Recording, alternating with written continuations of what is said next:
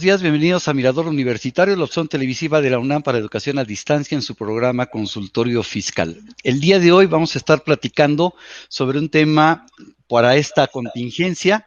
El tema va a ser recuperación de saldos a favor de impuestos. Y para ello tengo dos grandes invitados, dos grandes expertos conocidos de ustedes.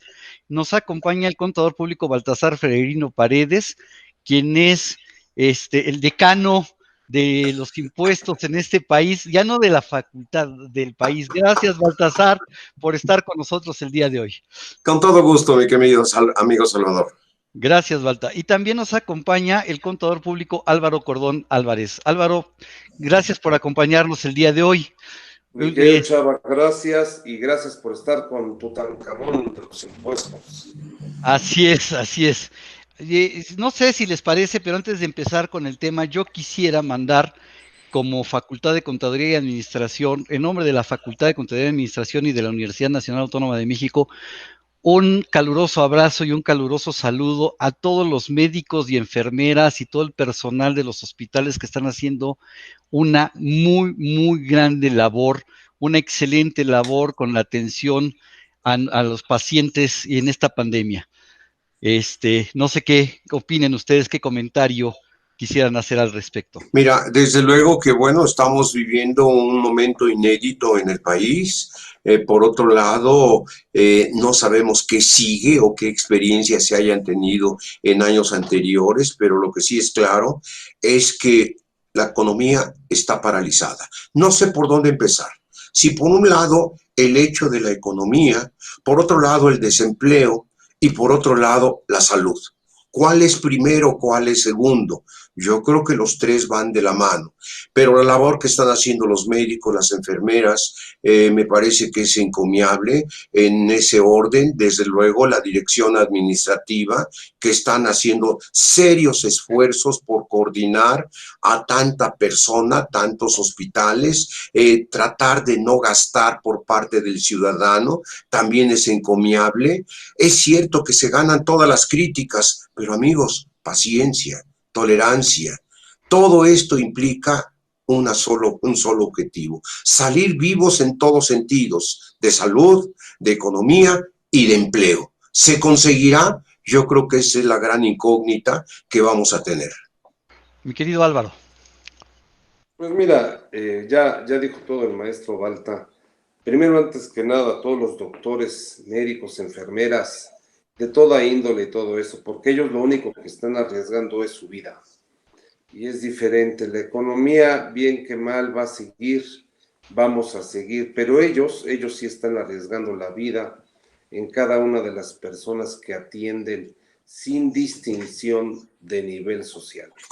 Entonces, de veras un agradecimiento a toda ese grupo de profesionales que están dedicados al apoyo. Y por otro lado, como dice Balta, hemos entrado a una de las etapas más interesantes de nuestras vidas, porque el tener que tomar una decisión, mis queridos amigos, en las cuales cada día podemos tener la muerte de una empresa, la muerte de una persona, y al morir una empresa puedes dejar en desempleo a 10, 20, 30, 500 trabajadores, y es dejar a 10, 20, 30, 500 familias sin sustento económico.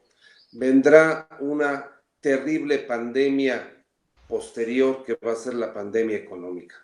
Entonces, primero hay que salir con salud y hay que estar haciendo todos los caminos necesarios para que la gente esté prevenida, preparada para lo que viene, porque va a ser un tremendo problema de carácter económico. Esperemos que sea controlable, como dijo el maestro Balta, y que vayamos adelante juntos en esta experiencia, mis queridos abogados. Así es, así es. Y bien, hablando de los problemas que se presentan de manera económica, yo creo que muchos de los empresarios en este país ahorita están ante la disyuntiva de qué van a hacer, de dónde sacar recursos, cómo poder solucionar y además cómo pagar impuestos, porque pues hay que seguir pagando impuestos. Nuestras autoridades no dieron ningún apoyo en materia federal más que el diferimiento de la declaración anual de las personas físicas. pero la mayoría de las empresas no va a tener recursos. Y yo creo que una de las formas de buscar ahorita recursos sería, no sé qué opinen ustedes, escarbar en la contabilidad, porque a lo mejor puede haber muchas empresas que tengan saldos a favor por ahí olvidados, que no Yo se quisiera hayan... nada más ahí, Balta, ahí mi querido Salvador.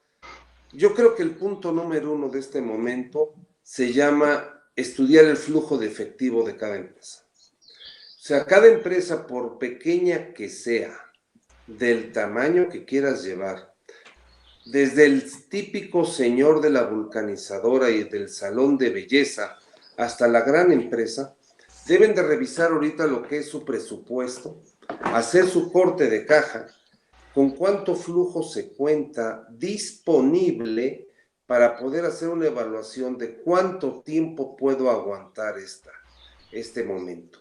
Eso es el flujo de efectivo inmediato que debemos de tener en cada una de las empresas, revisado sobre el presupuesto de cada uno del tamaño de los negocios. Efectivamente, lo importante es el flujo de efectivo que hay que cuidar en este momento, Balta.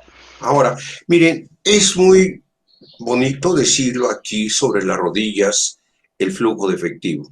Yo te voy a decir que el 80%, 70% de las empresas en México que son MIPYMES o medianas o grandes empresas que no llegan a grandes, están partiendo de cero. Imagínate un restaurante, lleva cerrado 2 meses casi. Un hotel lleva cerrado. Una compañía de aviación no ha tenido vuelos, escasamente tiene 6 vuelos a la semana, cuando tenía 80, 200 vuelos a la semana. Flujo de efectivo, 0, 1. Ahora, no hay que olvidar que somos el único país que no ha recibido ningún apoyo de parte del gobierno federal. Lo que nos dieron fue un diferimiento de las declaraciones anuales de personas físicas. Es algo, es un alguito de todo lo que podríamos detener. Déjame contarles que un querido amigo que tiene empresas en México, que es mi cliente, y también tiene empresas en Estados Unidos, que no tengo nada que ver con ellas, pero me habla el desgraciado, porque no le puedo llamar de otra forma, para decirme, Balta, me acaban de depositar en mi cuenta de cheques $90,000. Le digo, oye, ¿y cómo por qué o para qué? Es el apoyo que estoy teniendo del gobierno federal por 2 meses y medio de salarios, por 2 meses y medio de renta, de luz, teléfono, de gastos indispensables. Le digo, ¿pero lo tienes que devolver? No necesariamente. Si llego a fin de año con un cierre de ejercicio, y no necesariamente tiene que ser diciembre, su cierre de ejercicio creo que es por allá de julio a agosto, entonces si llego al cierre de ejercicio con números positivos, todavía tengo 18 meses para pagarlo. Y voy de la mano con lo que está diciendo el contador público Álvaro Cordón, en el sentido flujo de efectivo. ¿Quién más sabe que vamos a tener problemas de flujo de efectivo? El gobierno federal. Uno. ¿Y qué estímulos estamos recibiendo? 0, amigo. Sí, pero Balta, seamos A ver, claros. A ver, son diferentes economías, diferentes países. México, mientras sigamos con la teoría de que no queremos endeudarnos y que no queremos endeudar al país con nada, lo único que nos está destinando es al hoyo, a estar hundidos en el es correcto. porque las empresas no van a poder trabajar. Solo quisiera mencionar que mientras en este país ahorita, en este momento, no se dé ningún tipo de apoyo económico, lo único que nos va a llevar es que el empresario se vaya al fango. Tristemente lo quiero decir y no es más. Si no tienes flujo de efectivo, ¿con qué vas a poder operar? Si Estados Unidos le dio a su población, Alemania le dio a su población, en Europa general, en Italia, se les ha dado apoyos económicos, endeudando el país para que se tenga capital de trabajo y levantar la economía. México no nos está dando nada. Le está dando al micro empresario 25,000 pesos. 25,000 pesos que no alcanza más que para el salario de 2 empleados o la renta de medio mes. está totalmente fuera del contexto de lo que costaban las cosas. Salvador, si estamos viendo que el presidente está viendo un sector gubernamental y les quiere bajar a menos de 100,000 pesos, no tienen la más mínima idea de lo que cuesta el salario de un ejecutivo.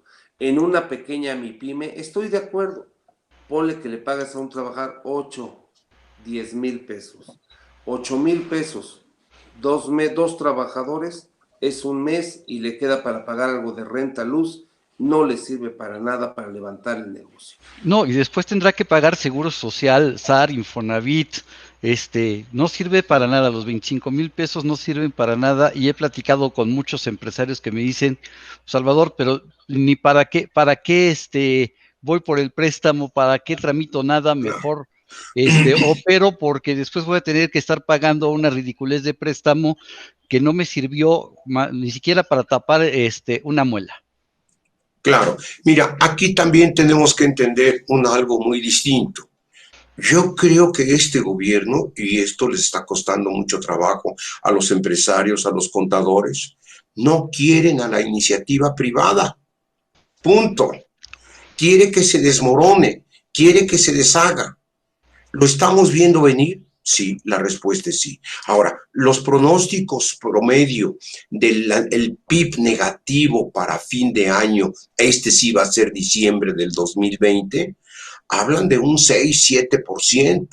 Pero ya hay instituciones bancarias que dicen no va a ser del 7, va a ser de 2 dígitos, Va a ser de del 11 10. o 12%. ¿Qué empresa va a aguantar un PIB negativo y que vaya a declarar utilidades? ¿Y con qué va a cobrar impuestos el fisco? Todo esto, se baja el consumo. Tú me dirás, es que en el primer trimestre todavía el gobierno federal se incrementó alrededor de un 13% la recaudación de IVA. Sí, sí tienes razón, por compras de pánico. Sí. La gente nos abocamos a comprar esto y no dejes de ir de alguna forma a algún supermercado y que vayas con tu esposa, Salvador, o tú también, Álvaro. Todo se les antoja, todo necesitan. Por eso ahora tienes que ir al súper tú, porque ya no te dejan entrar de 2 personas. Nada más entras tú y ya compras lo necesario y se acaba el problema. Salvador. No, pero de verdad, esto del flujo de efectivo, tú empezaste con este tema, Álvaro, es indispensable, definitivamente. ¿Hasta dónde puedo llegar? Y si me doy cuenta de que mi flujo de efectivo no me alcanza para pagar salarios, tengo que llegar a un acuerdo con mis asalariados. Decirles, gente, nada más tengo para pagarles el 20%. Ahí empieza con mi flujo de efectivo. ¿Se vale? La respuesta es sí, se vale. Felizmente no se hizo de alguna forma algo que se llamaba una declaratoria de emergencia. No se dio. Así es. No se dio porque hubiéramos tenido que pagar un salario mínimo y después del mes tenías que volver a pagar todo esto. No se dio, de tal suerte que es una no declaratoria, ¿cómo se dice esto? Ayúdenme los dos. Un decreto no hay contingencia. No hay contingencia sanitaria. Una contingencia sanitaria. Pero entonces, desde el punto de vista laboral, con base en el 427, fracción primera de la Ley Federal del Trabajo, me estoy volviendo experto, amigo. Entonces, ¿qué es lo que puedes lograr? Una negociación con tus trabajadores. Hacer un acuerdo con Juan, con Pedro, con Pablo, los 3 o 30 trabajadores, llego a un acuerdo. Solamente les puedo pagar la mitad. Solamente les puedo pagar el 20%. ¿Hasta cuándo? Tenemos hasta el 30 de mayo, en principio. Sí, pero Baltasar, no nos vayamos hasta ese grado. Porque recuérdate que tú no puedes. Primero hay que ubicarnos en el contexto real de nuestro país. ¿Cuál es el salario que percibe la gente? La gente, el gran promedio de la masa, el 70-80% que es la masa que protege el sistema, son gentes que están ganando máximo 15, 20 mil pesos de salario. Cuando Sí, son obreros, sí. cuando son trabajadores, a ellos les puedes bajar a una participación, pero no puedes bajarles a menos de lo que es su salario mínimo. Entonces, me quedó claro lo que tú has mencionado. Lo primero es llegar a un acuerdo, el que sea. Es muy Es correcto. difícil lograr con la gente que te acepte por debajo de un 50%. Dos, lo más importante es a lo mejor negociar con los espacios de trabajo. ¿Qué significa esto, Balta? Que en lugar de que trabajen todos los días de la semana, trabajen 3 días. Que en lugar de que trabajen 3 días, trabajen media jornada del día. Que puedas tener, porque el salario no se le puede disminuir al trabajador. Se le puede disminuir la forma en que lo está devengando. Al trabajar media jornada gana medio salario, etc. Si aquel patrón, si hay ese patrón que quiere que trabaje su misma jornada, en su misma actividad, por su mismo sueldo, tiene que saber una negociación muy, muy profunda, muy sana, y que los trabajadores se lo tengan que aceptar, porque no se nos olvide, el trabajador lo tiene que aceptar. No es unilateral, Balta. Tiene que No, ser acuerdo de las partes, porque si no, hay una revuelta de carácter social. en eso estoy de acuerdo contigo, pero advierto que no le voy a seguir pagando salario, le voy a dar una indemnización. No, pero la indemnización solo sería en el caso de que lo corras o de que No, entres a la contingencia económica. Porque el 427, cuando te habla en la fracción primera, dice que habrá una emergencia y tienes que seguir pagando su salario. Cuando te vas a la fracción séptima, que sí habla de la contingencia, será el pago de un salario mínimo, que como tú bien lo dijiste y bien lo indicaste, hasta el momento no ha sido anunciada. No, Esto es que si al día de hoy le pagamos al trabajador como contingencia un salario mínimo, estamos violando la ley federal del trabajo. no, Aun momento, mi amigo. cuando, Baltasar, y bien lo has dicho, hay muchos abogados que dicen, estamos en contingencia, llámala como la quieras llamar. Y Correcto. dice que puede... Te leo textualmente el 427. Son causas de suspensión temporal de la relación de trabajo en una empresa o establecimiento, fracción primera. La fuerza mayor o el caso fortuito no imputable al patrón o su incapacidad física o mental o su muerte que produzca como consecuencia necesaria, inmediata y directa la suspensión de los trabajos. Estamos en ese supuesto, Álvaro. Sí, pero no te dice que le pagues un salario mínimo. Te No, dice que porque tienes, no se declaró la contingencia por eso, sanitaria. entonces tienes que seguirle pagando su salario negociado. De principio es su salario y cualquier negociación que puedas lograr con él debe de ser aceptada, pero Es debe ser que aceptada por las partes. mi punto de vista es que no es salario lo que les voy a dar. Les voy a dar una indemnización mensual o semanal porque están suspendidas las relaciones de trabajo. Por siempre y eso es cuando, que, siempre y cuando el trabajador efectivamente no esté trabajando. En las bueno, no, no, no, situaciones no. como los Es, ok, restaurantes, los hoteles, porque hay muchas otras actividades que siguen trabajando, que siguen operando a medio vapor, pero están reduciendo también los salarios porque está trabajando a medio vapor. claro, estamos en ese supuesto que no hay trabajo, ¿no? Los tuve que mandar. Imagínate el restaurante que tenía en la esquina al 0% de ventas. Todos Pero se está fueron a su vendiendo casa. ahora pero tal vez está vendiendo para llevar. Pero Baltasar, llevaste un tema muy, muy interesante, como siempre lo haces. Gracias, amigo. Porque habría que definirlo. La autoridad laboral en este país al día de hoy no está aceptando que el pago que se le dé a la gente es un concepto de indemnización.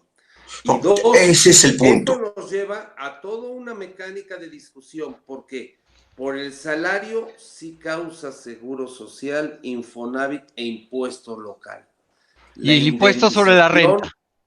impuesto sobre la renta. Pero Sergio, Salvador, la indemnización no lo causa. No, está en el No, no Aguas, es el tema. aguas. Ese no es el tema de indemnización. Estoy pagando, llámale algo que se pueda llamar como cuota simplemente simbólica. La que le quieras llamar, la Ley Federal Órale, del Trabajo sale. establece y el Seguro Social, todo aquello que sea por mantener su trabajo es salario. Es correcto. Pero O amigos, sea, por lo favor, triste los es que... lo que dices, Balta, que no tenemos una disposición clara de las autoridades. Creo que ahí has dado en el punto más importante de todos estos días y estos meses. Mientras no haya una claridad en la información proporcionada, que estén de acuerdo, Ley Federal del Trabajo, Seguro Social, Infonavit, impuestos locales, tenemos un desastre. Correcto. Entonces de ahí nace nuestro presupuesto, nuestro punto de equilibrio, de ahí nace nuestro flujo de efectivo, Álvaro. Así es, de ahí nace el flujo de efectivo y la autoridad me dice, tú págame los impuestos, no me importa. Si tienes Ay, trabajadores, págame las retenciones. Si vendiste algo, me pagas el IVA. Si generaste ingresos, me efectúas el pago provisional de ISR. Si tienes un inquilino, pero si pagas renta y tu casero es una persona física, me pagas las retenciones de ISR y de IVA. Eso no se va a detener. Oye, Salvador, pero Sí, habría que entender por qué, para nuestros amigos radioescuchas, por qué en esta ocasión es la primera vez en la historia que hay una actitud desmedida por cobrar impuestos. Y esto es porque los ingresos de un país, de grosso modo, si me permites, son por el ingreso petrolero, el ingreso de turismo, el ingreso de aportaciones de impuestos, lo que son el endeudamiento de un país a través de lo que es de endeudamiento externo e interno y la emisión de moneda. Son los 5 mecanismos que hay de enriquecer a un país, de que tenga ingresos un país, como una casa. ¿Qué forma tiene de ingresos? ¿Y qué crees, Salvador? El petróleo se no vale cayó. nada. Se cayó, aun cuando vamos a tener un ingreso por coberturas, se cayó. Y ese ingreso por Oye, coberturas, Balta, el déjame, turismo, pues resultó espérame. ser. El ingreso por coberturas de este año va a entrar hasta enero del año que entra. Por eso, hoy no hay dinero. Hoy no hay dinero. Ok, No hay Hoy no dinero. hay seguías, dinero. seguías. Y oye, y seguimos con una necesidad de extraer cuando la extracción, porque son dos temas. Uno, si lo vendo, ¿cuánto recibo? Ojo, hoy estoy recibiendo nada. Que no se nos olvide a todos, el petróleo de México es el de peor calidad del mundo. No es el precio del petróleo que todos ven que hay. No, Este es el petróleo bueno. El petróleo de México siempre ha estado caracterizado como el petróleo más pesado y es muy caro, muy, muy caro de refinar. Entonces, por eso es uno, tan barato. no tenemos ingresos por petróleo. Dos, estoy perdiendo ingresos por refinar petróleo, porque hacer cada barril pierdo dinero. Sí, No solo no recibo, sino que pierdo dinero. Después, industria, turismo, pues está caída absolutamente. No hay ingreso de turismo, ni lo va a haber en los próximos meses. ni hay apoyo Entonces, para el turismo. pues no, y aparte, aunque haya, perdóname, no podemos salir a la calle. Claro. Entonces, digo, hay que ver eso. Tercero, déjame decirte, el siguiente, nuestro señor presidente dijo, cero endeudamiento del exterior. Entonces no hay ingreso por endeudamiento, porque la ley de ingresos de la federación prevé como ingreso el endeudamiento externo. No lo hay. Cuarto, al día de hoy no ha habido emisión de moneda. Gracias a Dios, no ha habido emisión de moneda. No, Y porque sería entonces, ¿qué? inflacionario. Sí. Oye, y entonces, ¿qué es lo único que le queda al fisco para poder trabajar? los ingresos por aportaciones de carácter de contribuciones. Entonces, el fisco está en un ataque desmedido por cobrar impuestos. ¿Por qué? Porque no hay otra forma de captar ingresos en el país. No sé qué opines, Balta. Mira, efectivamente, yo les pregunto a los dos y dependiendo de su respuesta, sigo adelante con uno u otro camino. ¿Desde cuándo no reciben un requerimiento de pago de impuestos? Pues desde antier. ¿Ayer? A ¿O mí me ha antier? llegado todos los días. Bueno, ya, pero antes pasamos años sin que hubiera requerimientos. Y ya empezaron a llegar requerimientos de pago por un solo objetivo, que cause multas. Sí, claro. Que cause multas y que se cobre la percepción del impuesto. Sí, la amenaza también de que recibimos ya, de que se han delegado facultades en los administradores de toda la República para aplicar el artículo 17H bis del nuevo Código Fiscal de la Federación. O sea, bueno, suspenderte el sello digital. Como sí, bien claro. Dices, ya no es amenaza, ya es una cosa real. Así ya estamos a que ahora cualquier fulano de cada administración, con o sin justicia, te cancela sellos. Más claro, de que no quiere tener empresas, oye, ni el agua. Yo les he de platicar que viví parcialmente en Venezuela y ya se veía venir, no como están ahorita los pobres, no, pero Venezuela es nuestro fiel reflejo de lo que va a suceder si continúa con esta política. Bueno, tiene que dar un viraje radical. Ahora, primera vez espero que la boca del maestro Baltasar, diríamos, se haga chicharrón.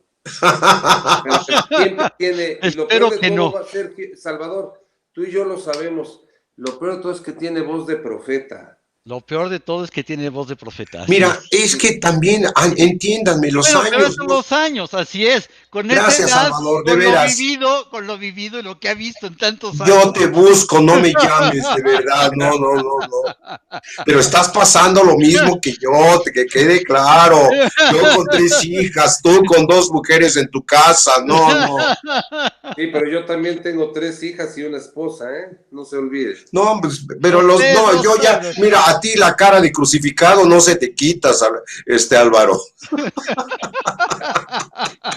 No lloremos, pero gracias bien, a Dios. Bien, fíjate que aquí es un punto que yo quisiera tratar de ayudar a los empresarios y decirles que pueden recuperar saldos de impuestos que probablemente tengan ahí abandonados y que se les han olvidado. ¿Cómo lo recuperan, Álvaro? A ver, yo creo que es un tema demasiado importante el que has dicho, porque si vamos contra la parte que la autoridad está tratando de cobrar, no va a querer devolver. ¿Cómo es posible que quieras que nos pague? Te quiero decir que sí está pagando.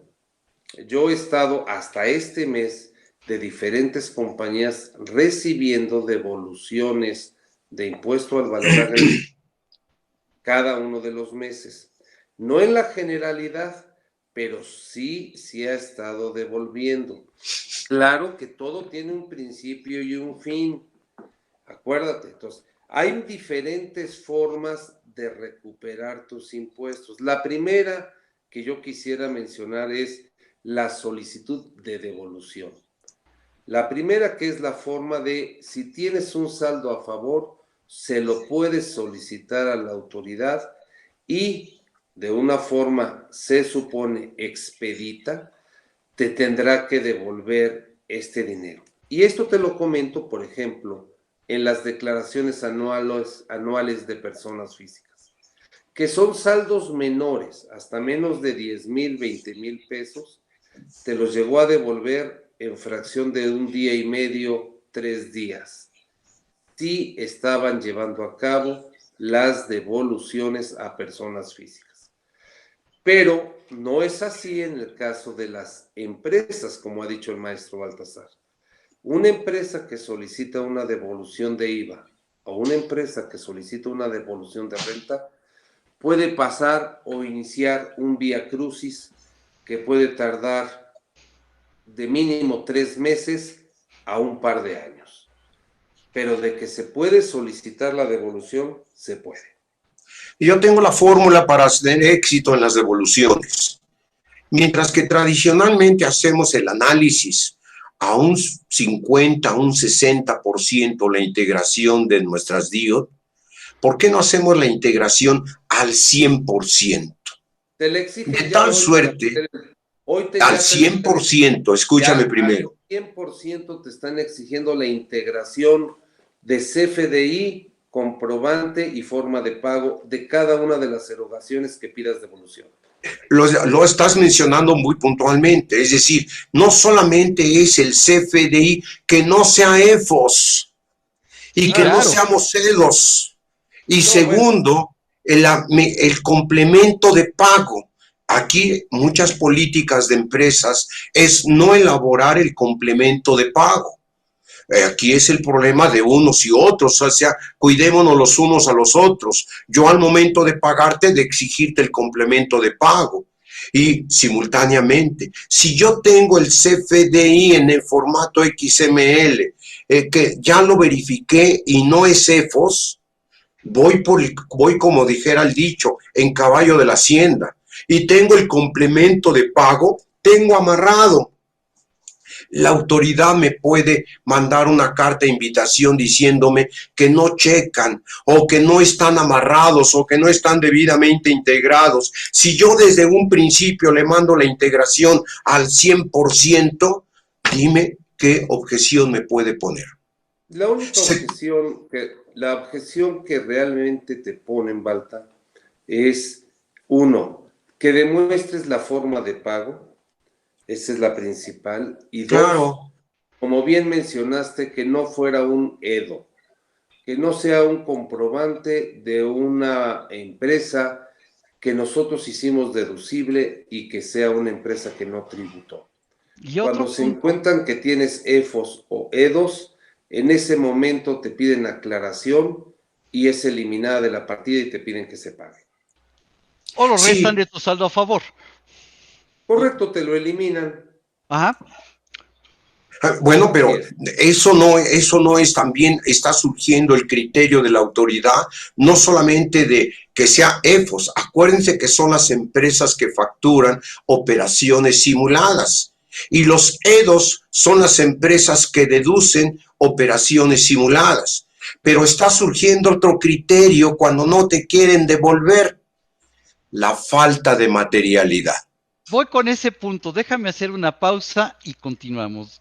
Dame un segundo para que hagamos una pausa y continuamos.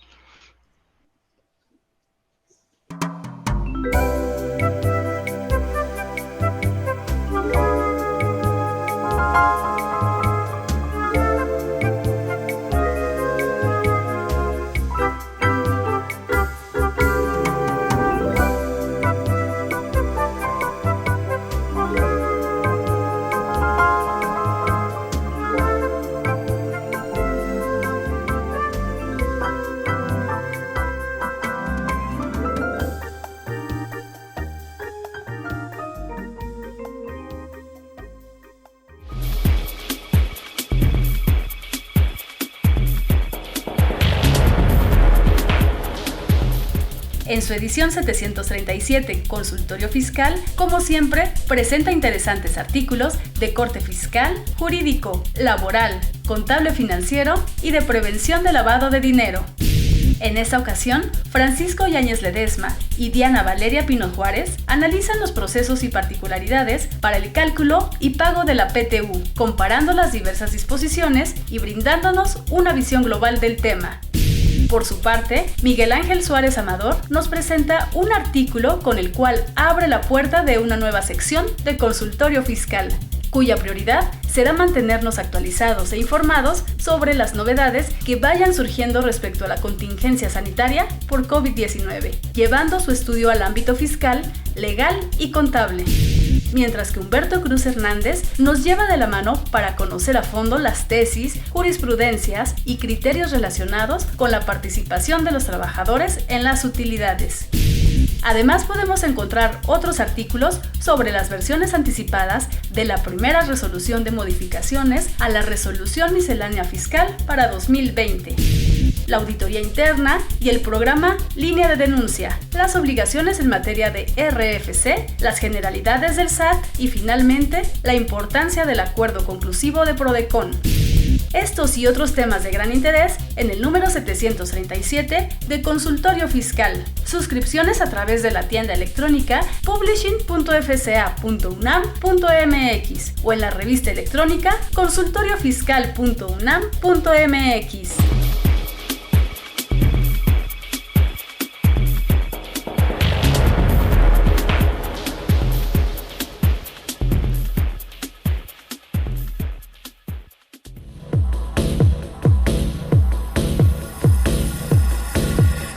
En Déficit, con José Silvestre Méndez.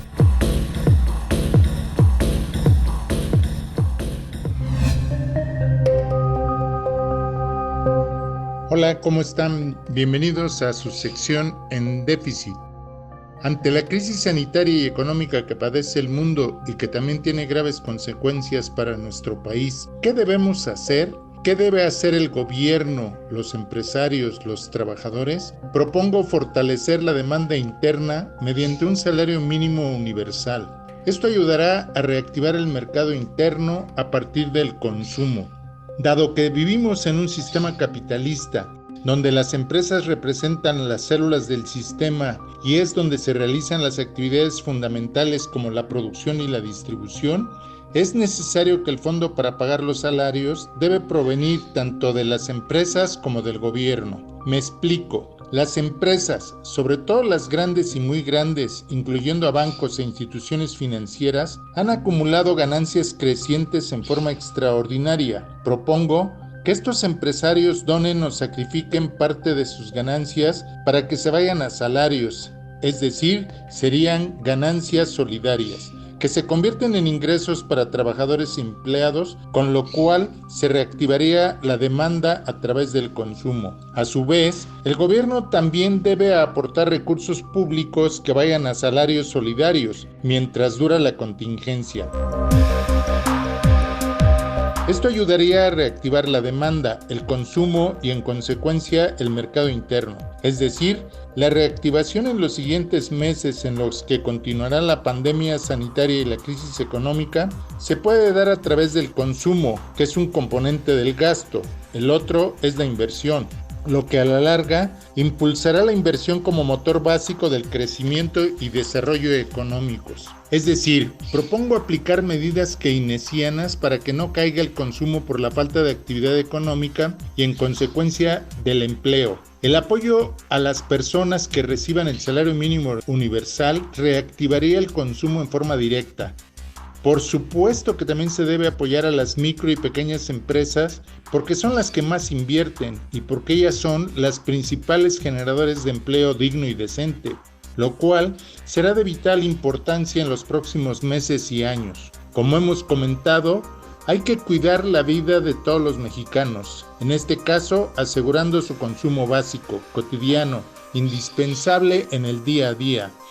La única forma de preservar la vida, además de combatir al coronavirus, es preservar el consumo de la gente, para lo cual se requiere solidaridad, empatía, unidad y benevolencia. Eso esperamos del gobierno, de las grandes empresas y de todos aquellos que estén dispuestos a apoyar estas iniciativas. Los grandes empresarios deben sacrificar ganancias en el corto plazo.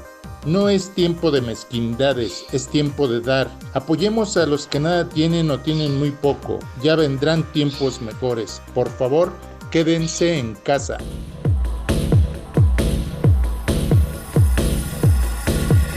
En Déficit, con José Silvestre Méndez.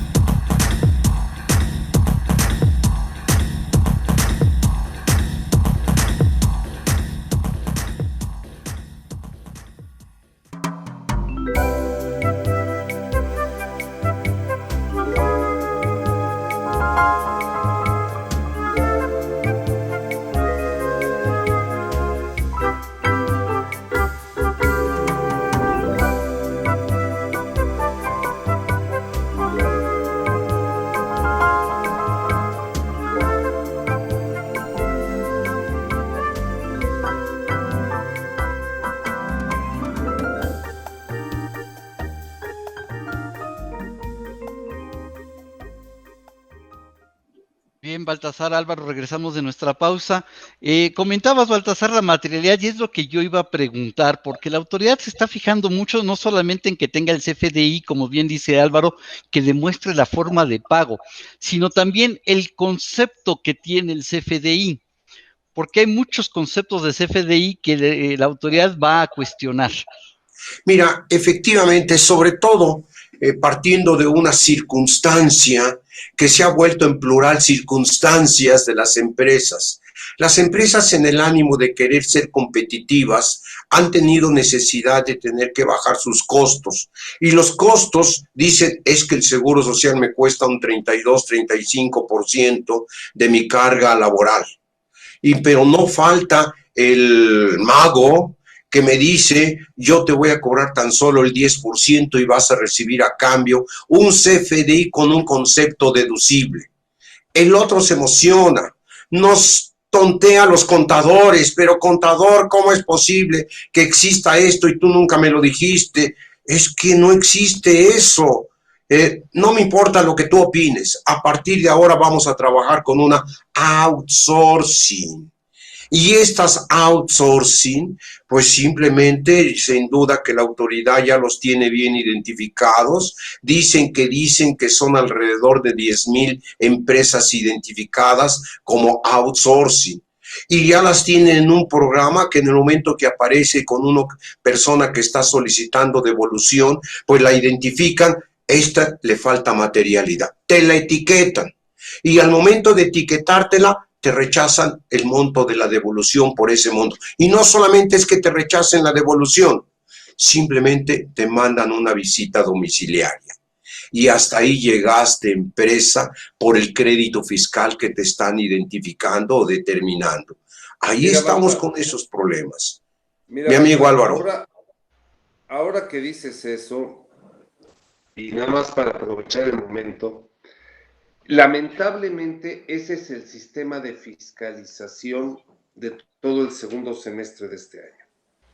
Dentro de los programas que tiene la Secretaría de Hacienda, bajo la guía de la maestra Raquel Buenrostro, es cobrar a todos aquellos empresarios que hicieron uso de esas facturas que se han denominado facturas de empresas fantasma, que si bien cumplen con la legislación en materia de estándares de algo, que si bien te emiten un CFDI y tienen cuenta bancaria, no tienen la materialidad para demostrar que el trabajo que dicen que te efectuaron es real. Y entonces están llegando a cada una de las empresas que utilizaron estos documentos a decirle, empresa, págame el impuesto que te ahorraste al meter esa factura.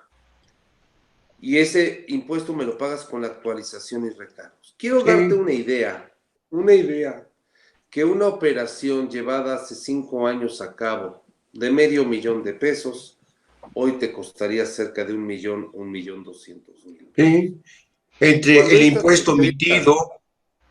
Sí, el recargo y la actualización, sin multa, porque te lo están diciendo de buena fe. Cuando tú llevas a cabo esta operación, y lo llevaron los empresarios, es imposible, lo repito, imposible que el empresario pueda llegar a pagar todo ese dinero que hoy se adeuda. Y esto entonces va a vertir en dos lados, en decirle, empresario, me lo debes o te vas a la cárcel.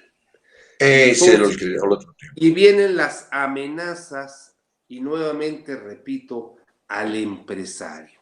Y la pregunta sería, Balta, sería justo que hagan esto después de 5 años? ¿Por qué la fiscalización fue tan lenta los 5 años anteriores? ¿Por qué no me fincaste eso desde hace 4 años? Segunda pregunta, ¿por qué no buscas al que emitió esas facturas, sino que vas con el que las dedujo? Hay un viejo dicho que dice, no me importa quién me la hizo, sino quién me la pague. Y así están hoy. Entonces, yo veo un futuro, tú lo dijiste al inicio de la charla, un futuro empresarial muy oscuro. Yo lo vería por parte de la autoridad como un futuro perverso. ¿Por qué te lo permitió con anterioridad y sabiendo que todos los colegios pegábamos de gritos diciendo, hay esta realidad? Y nunca hizo nada, ni el Seguro Social, ni la Secretaría de Hacienda, y tampoco los gobiernos locales. Es más, ¿por qué no decirlo? ¿Qué tantas facturas utilizó el gobierno federal y estatal para presentar sus deducciones? ¡Wow! Si tú te vas al importe, rebasan por cientos la cantidad que es de la iniciativa privada. Pero claro, como no se pueden cobrar de la bolsa derecha a la izquierda, ¿verdad? Van a cobrar la bolsa del vecino. Exacto. Tú lo has dicho, Salvador. Van a cobrar a la bolsa del vecino, así es. Ahora, es importante, en mi opinión, que destaquemos qué es materialidad. Claro. En mi opinión, la materialidad es justificar plenamente de que el gasto se llevó a cabo, de que la compra se hizo, de que la compra se vendió y que aparece debidamente con todo un flujo de efectivo, que el servicio se prestó mediante el amarre de correos electrónicos, de WhatsApp, donde te fui dando instrucciones para que llevaras a cabo ese trabajo de prestación de servicios y poder justificarlo plenamente. Te lo marca también Código Civil de cómo debes de justificar todo esta prestación de servicios o compra de activos fijos en su caso, o compras de mercancías que vas a revender. Desde mi punto de vista, es materialidad. Yo estoy de acuerdo contigo, pero hay un tema, Baltasar, que hay que ponerlo muy claro para nuestros amigos. La verdad, cuando un acto que se llevó a cabo fue verdadero, no hay la menor duda que es muy fácil de demostrar. Si el acto no es verdadero... Cuando tú quieres demostrar un acto que no existe, cuando tú quieres demostrar una compra de productos que no existió, una adquisición de un activo que no existió, una compra de servicios que no existió. Cuando tú estás inventando todo para demostrarlo, ojo, adicional del fraude fiscal, estás haciendo un fraude de tratar de engañar de forma maliciosa a la autoridad. Tengamos cuidado con eso y hay que decírselo a la gente. Si hiciste una acción que no tiene sustento, que es la materialidad, que no la puedas demostrar. Te pongo un ejemplo muy simple, Balta. Compré un edificio. Pues, ¿dónde está? ¿Dónde está? Compré un carro. ¿Dónde está? Enséñame el carro. Claro. Oye, es que no existe. No, es que ya lo choqué. ¿Dónde está? ¿Dónde está? ¿Dónde está la venta del carro? ¿Dónde está el seguro del carro? ¿Dónde está el reembolso del carro? Si hubo el seguro. Todo eso me va a poder demostrar la materialidad. Pero también, y eso me lo va a pedir la autoridad para poderme devolver el dinero. Si no, no me lo va a devolver. Va a decir, no existe, Ahora, no te lo puedo devolver. Volviendo al tema de las devoluciones, sí, no hay que olvidar que estas devoluciones, amigos ciberescuchas ahora, quiero comentarles que dentro del artículo 22 de la resolución del Código Fiscal de la Federación aparece todo lo relativo a lo que significa un trámite de devolución. Advierto también que dentro de la resolución miscelánea, la regla, el capítulo 2.3 de la resolución miscelánea nos habla de todo el mecanismo, formatos y cómo debemos de presentar el trámite de devolución. En el artículo 22 me habla de los plazos también que vamos a contar para poder tramitar y que la autoridad nos devuelva todo esto.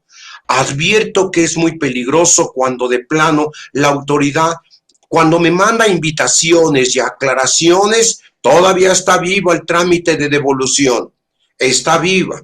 Tenemos que solventarlos en un plazo generalmente de 15, 20 días. Pero también es cierto que cuando me dice, ya te lo negué, amigos, tenemos perentoriamente que buscar a un abogado fiscalista para que inicie el trámite de la devolución, el trámite de un juicio de nulidad y pelearse contra la autoridad. Todavía existen esos derechos. No, bueno, pero también hay que recordar, Walter, que pueden negártelo. Habría que ver qué es lo que te niegan, y eso se lo queremos aclarar a nuestros amigos. Muchas de las oportunidades nos niegan porque no entregamos documentales en tiempo, porque no entregamos la forma de pago, porque no dimos respuesta oportuna, etcétera. Esos son elementos que van a ser, que pueden volverse a iniciar el trámite de la devolución y puedes llevarlo. Cuando tú ya entregaste todo y la autoridad te contesta, la devolución no procede por XZ causa, ahí sí ya, como has dicho, maestro, no nos queda otra más que irnos a un medio jurídico para poder interponer los medios de defensa ante las autoridades para que se ejerza nuestro derecho a la devolución del dinero. Entonces coincides conmigo, con que todo el amarre que vayamos a armar para la tramitación de una devolución la tenemos que hacer al 100%, con CFDI y con complementos de pago. ¿Y algún documento que demuestre tu transferencia o copia del cheque para que la autoridad vea que efectivamente lo hiciste así? Es correcto. No te lo puso tu proveedor nada más por poner que la forma de pago había sido transferencia o cheque. Sí, tenemos que amarrar esto al 100%, Salvador. Si este era tu objetivo de decirte la receta fácil de cómo tramitar una devolución, no la hay. No la hay. No la hay, pero déjenme hacerles una pregunta y no quiero que se rían con la pregunta que les voy a hacer. Si no me lo pueden devolver, ¿puedo compensar mis saldos a favor contra las deudas de impuestos que yo tenga? Por ejemplo, pues debo retenciones de salarios porque no estoy teniendo operaciones, pero estoy pagando nómina, pero mi declaración anual del año pasado me manifestó un saldo a favor de impuestos sobre la renta. Entonces, ¿podría utilizarlo para pagarle a la autoridad? La respuesta es no. No hay que olvidar que la compensación se murió desde el año 2019, vía una disposición de la Ley de Ingresos de la Federación, y la ratificaron en el año 2020 a través de la nulificación del Código Fiscal de la Federación y la Ley del IVA. La respuesta es no. Y yo te tengo otra afirmativa. Ese IVA a favor que tengo tampoco lo puedo deducir. Porque lo más fácil es decir, bueno, ya no me devolvió el $1,000,000 que estaba tramitando de devolución. Y mi patrón me dice, pues ya, ahí muere, dedúcelo. La reflexión, ¿lo podemos deducir? No. O sea que... No, porque yo realizo actos o actividades grabados, y si realizo actos o actividades grabados, el IVA jamás será deducible. Sería deducible el IVA si yo realizo actos o actividades exentos, y en ese caso no hubiera tenido yo un saldo a favor de IVA. Así es. Entonces, eso sí ibas a favor. Álvaro, ibas a comentar algo, perdón. Yo sí quisiera, no sé qué opines, Baltasar, Sergio, Salvador, porque hoy todavía puedes llegar a tener pagos en exceso. A ver, cuando tú tienes un saldo a favor de algo, tú tienes 3 caminos. Cuando tienes el saldo a favor, pedir la devolución. Compensarlo contra impuestos de tu misma naturaleza, propios hacia adelante. Y el tercero, que es para efectos del IVA, el acreditamiento hacia adelante.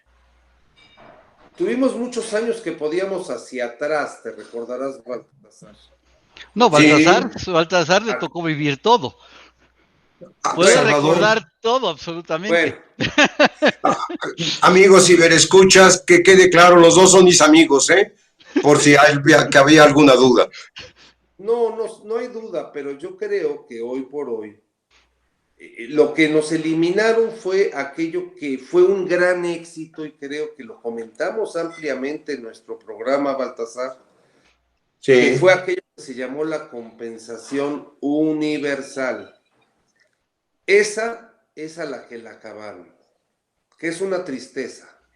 Entonces, Que con saldos a favor de un impuesto pagaras otro. Entonces puedo compensar mi saldo a favor de mi declaración anual contra el pago provisional que me surgiera si sigo teniendo operaciones.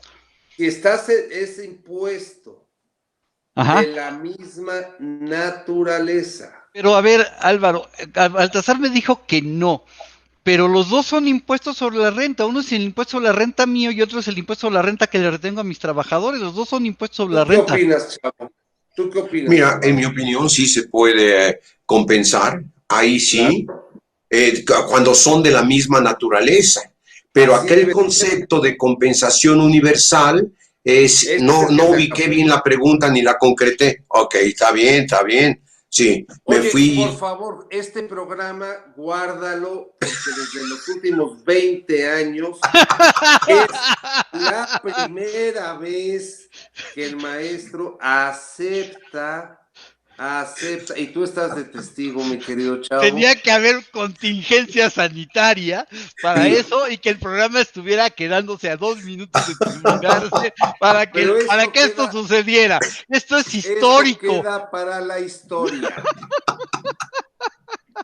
No les digo lo que se merecen, de verdad. Maestro, acabas de hacer un hombre muy feliz, llámese mi persona, porque no cualquiera de los que te conocemos puede decir, y no le gané, que vimos en un pequeño desliz al maestro.